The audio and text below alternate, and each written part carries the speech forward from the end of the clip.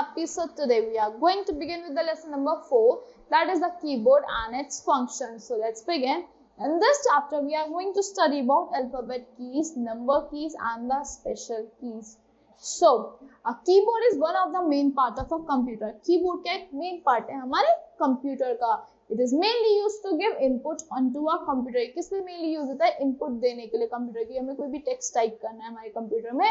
It has many different keys. उसमें बहुत different keys होती है. Number keys होती है, alphabet keys होती है, special keys होती है. We type letters, numbers and symbol with the help of these keys. हम numbers type करते हैं, special letter symbols type करते हैं, letters type करते हैं इन keys की help से. So this is an image of a computer. This is a caps lock key. These are the alphabet keys. This is the space bar key. Space bar key is the longest key of the keyboard. These are the numbers key. This is the delete key. These are the numeric keys. These are the arrow keys. This is the enter key. Now, so alphabet keys क्या होती है? The keys with letters A to Z are called alphabet keys. जो keys होती है जिसमें A to Z letters होते हैं, इनको हम क्या कहते हैं? Alphabet keys कहते हैं. There are 26 alphabet keys, but they are not placed in 26 alphabet keys होती है, but they are not placed in alphabetical order. ये alphabetical order में placed नहीं होती. These keys can be used to type letters, words and sentences. ये keys किस लिए use होती हैं? Letters type करने के लिए, words type करने के लिए, sentences type करने के लिए. Now number keys. So there are 10 number keys on the keyboard, 0 to 9. 10 number keys होती है. The number keys have number from 0 to 9 on them. They are used to type numeric data like numbers. Numeric data type करने में help करती है, numbers type करने में, phone number, show number, page number, house number, etc. There are two sets of number keys present on a keyboard. दो set होते हैं number keys की जो हमारे keyboard पे present होते हैं. एक slanting way में होता है, एक S होता है. So on a keyboard, one is present above the alphabet key, एक alphabet key से ऊपर present होता है, and the second one is on the right of the keyboard, और second one होता है right में keyboard के. So the set of number keys on the right side of a keyboard is called numeric key. जो right side में होता है उसको numeric keys कहते हैं. जो alphabets के ऊपर होता है उसको number keys कहते हैं. The num lock keys used to lock or unlock the numeric keypad. जो num lock key होते हैं वो lock और unlock करने के लिए यूज होता है आपके numeric keypad को. Now special keys. Special keys are the keys with different symbols. ये keys होती है जिसमें different symbols होते हैं like this. Now there are some more keys on the keyboard known as special keys. Let us learn about them. कुछ और भी keys होती है जिनको हम special keys कहते हैं like space bar key. Space bar key is the longest key on the keyboard. ये सबसे बड़ी key होती है हमारे keyboard की. It is below the alphabet key. कहाँ पे होती है? हमारे alphabet keys के नीचे available होती है.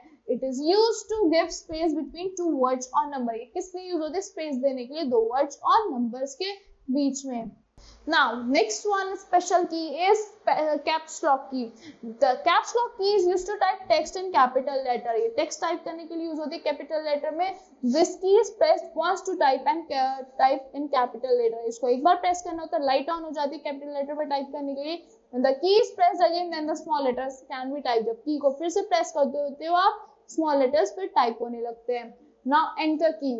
You must have observed the cursor on computer screen while writing, which indicates the position. आपने cursor observe करा होगा जो arrow की shape में होता है आपकी computer screen monitor पे आपने observe करा होगा. So वो क्या indicate करता है? Position indicate करता है. Where a user can enter text, जहाँ पे user enter कर सकता है text को. Enter key helps to send the cursor to the next line. किसमें help करती है? cursor को next line पे भेजने में. There are two enter keys on the keyboard. दो enter keys होती है हमारे keyboard पे. So next is delete key.